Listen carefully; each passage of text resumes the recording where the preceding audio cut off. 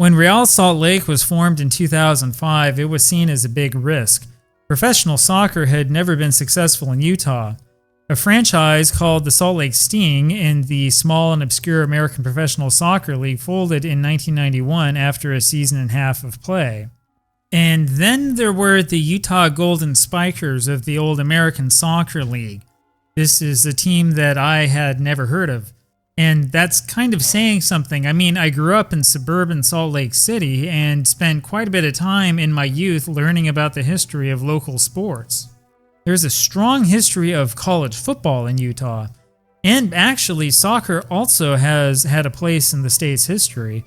Brigham Young University's men's soccer team, for example, dates back to 1955, though the team didn't formally join the NCAA until 1978. That program was coached for decades by Bruno Girzelli, who had played professionally in Italy and Colombia before he began coaching. But it would be ridiculous to think that Utah was ready for a professional soccer team in the middle of the 1970s. I mean, BYU soccer games in Provo, Utah have really never drawn large crowds. In fact, I can remember working at the concession stands for one game back in 2005 on BYU campus. I don't think that there were even 300 people there in attendance.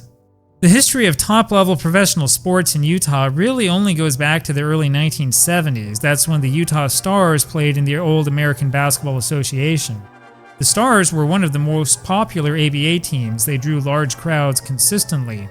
However, the team folded in December 1975 after the owner missed payroll. The ABA, of course, merged with the NBA just a few months later. But then again, basketball in Utah is a lot different than soccer. I mean, if you've ever been inside an LDS meeting house or Mormon church building, you know that basketball is kind of built into the local culture. I mean, church basketball has been a staple of local religious life in Utah for decades. In other words, there is a natural reason why the Stars drew so well, but soccer? On March 2, 1976, local papers in the Salt Lake City area reported, out of the blue, that professional soccer was coming to Utah. The scheme was headed up by a man named George Brokalakis, a local businessman. He was going to head up a team in the American Soccer League, a league that honestly was barely functioning. I did a search for Brokalakis, but wasn't able to find too much information. He apparently had managed a Michael's Market grocery store in West Jordan in 1971. In fact, he was apparently still managing there as late as March 1973 when he was in the paper after being held up in an attempted robbery. And this was the guy who was going to pull off a multi-million-dollar deal to bring professional soccer to Utah? This guy who had no discernible business history according to local papers? And why Utah? Why Utah is the most important question here. The American Soccer League was once the biggest soccer league in the United States, but that was back in the mid-1920s. After decades of semi-pro obscurity, the ASL finally began to expand and compete after the NASL was successful around 1975. The ASL decided to go national in 1976. It added teams in Los Angeles, Oakland, Sacramento, Salt Lake City, and Tacoma. Bob Cousy, former Boston Celtics basketball star, Bob Cousy was the league commissioner, despite the fact that he didn't know the first thing about soccer. Cousy's most controversial decision had been to award the league title to both the New York Apollos and the Boston Astros in 1975, the year before. Those two teams played to a 1-1 draw in regular time in the 1975 championship game and a 2-2 draw in overtime. Cousy decided to split the award rather than force the players to continue playing. This, by the way, is one of the reasons why the NASL went for the shootout. You know, Americans hate draws, and Americans love to see a winner, even if it's basically chosen by lottery. The first problem the new Utah team faced was finding a place to play.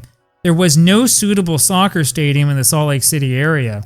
The Salt Lake Bees of baseball's Pacific Coast League refused to allow the team to play at Dirks Field. Ironically, Dirks Field is where the Salt Lake Sting played during their short life in 1990 and 1991. That's where I saw my first professional soccer match at the age of 6. The second problem was figuring out what to name the team.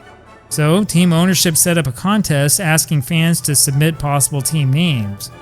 Now, all of this was happening in early March 1976. The team was supposed to start the season on April 17th, which was just a month and a half later. I'll repeat this for emphasis. This team, which nobody asked for, came into a city that had never had professional soccer before. This team had no place to play. This team did not have a team name.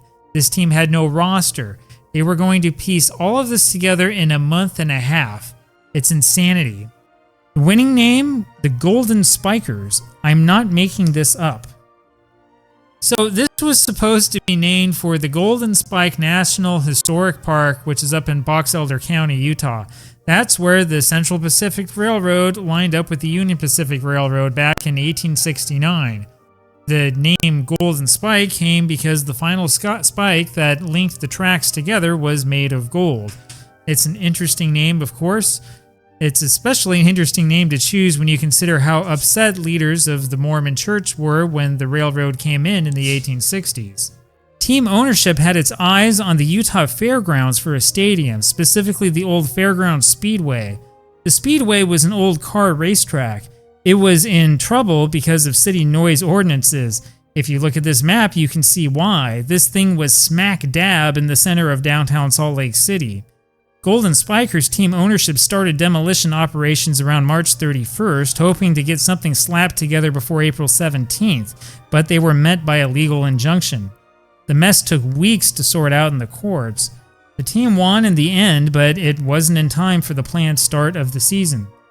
The Golden Spikers finally started playing with a friendly against the BYU men's soccer team on April 20th in front of an impressive 2,000 fans in Provo. After numerous delays, the team finally started the regular season on May 1st. This is over 2 weeks after it should have started. The Golden Spikers played that first match at Rice-Eccles Stadium.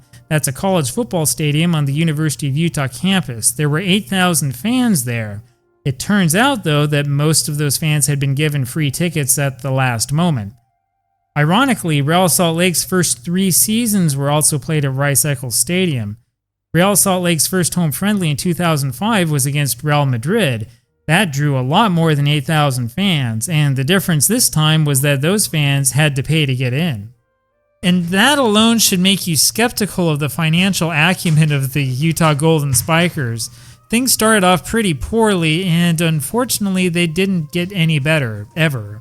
The Golden Spikers really stumbled out of the gates. After losing its first 3 matches, the team started releasing and hiring players like crazy.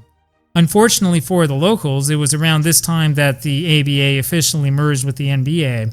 There had been an outside chance that the Utah Stars might return for the 1976-77 ABA season, but all of that died off with the merger. It really was a sad time to be a fan of Utah sports. And it was about to get even worse. The American Soccer League moved to get rid of George Brochalakis right around this time. And as crazy as it sounds, the Golden Spikers actually started to win. In late June, the league filed a lawsuit against the team, claiming that Brochalakis had not paid a variety of debts, including the initial cost of the expansion team. The Golden Spikers won some of the initial court battles. However, by early August, the team was completely dissolved by the league for failing to meet its debts. And well, that's where things become really strange. Many of the Golden Spikers players had been imported from abroad and now found themselves completely out of work. After some scrambling, the ASL decided to award yet another new franchise to another sketchy company. The Utah Pioneers, who were named without any fan input, took over from the now defunct Golden Spikers, keeping the coach, most of the players, and even the won-loss record. The new owner was a company named Frontier USA, which from what I could gather was a loan shark company operating in California. I did a lot of newspaper searches for this company in California newspapers. I came up with nothing. Anyway, the company promised to give any net profits that it made from this soccer team over to the Mormon Church. That was an apparent bid for community support. Now, if you think that this team could show a profit at this point, you'll believe anything. Neither fans nor the local press bought that story. Though the Pioneers were successful, the Utah press barely gave them any ink. Now, I've done a lot of sports research over the years. I've never seen anything like this. I mean, ever. Neither of the 2 major papers in Utah, Neither the church-owned Deseret News nor the independent Salt Lake Tribune printed as much as league standings after the Golden Spikers folded. I mean, there was nothing. There were no summaries of games. There was nothing about league leaders. There was nothing about who the roster was for the team. There was nothing. Now think about that for a second. This team wound up in the ASL playoffs, but absolutely nobody at home cared. And I mean, not only was there no television coverage, there wasn't even radio coverage of these games. The Golden Spikers lost to Tacoma in the first round of the playoffs, and that was it. The team simply faded away into obscurity. Aside from a few end-of-the-year mentions, nobody seemed to care. This article from December 1977 is really telling. The state of Utah wound up buying the light fixtures that the Golden Spikers purchased for that state fairground stadium. It turns out that the team bought the lights on credit and never paid a dime. Okay, I could put a ton of blame on the owner and on the team's front office, and we probably should. I mean, there was fraud here. But the truth is that the entire American Soccer League had problems. There was actually a scandal in the 1976 American Soccer League that was worse than the failed Golden Spikers experiment, believe it or not. The Chicago Cats refused to play a final game against the Cleveland Cobras at the end of the season. Commissioner Kuzi ruled that the game was forfeited to Cleveland, though it's not clear why. After the controversial forfeit, both teams finished the season with identical point totals. And then, as an added punishment, Kuzi arbitrarily awarded a playoff spot to Cleveland over Chicago, despite the fact that Chicago had won the spot according to the tiebreakers, which were wins and goal differential. The worst part of all is that nobody really seemed to care.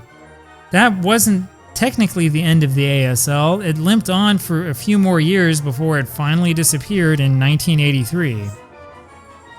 And, well, that was the end of the first professional soccer team in the state of Utah. The Golden Spikers were uninvited. They came from nowhere. They tried to buy success without paying for it, and then they disappeared as fast as they had showed up. Now, I've got a lot of reasons to be critical of Major League Soccer, but hey, at least the MLS is more competent than this.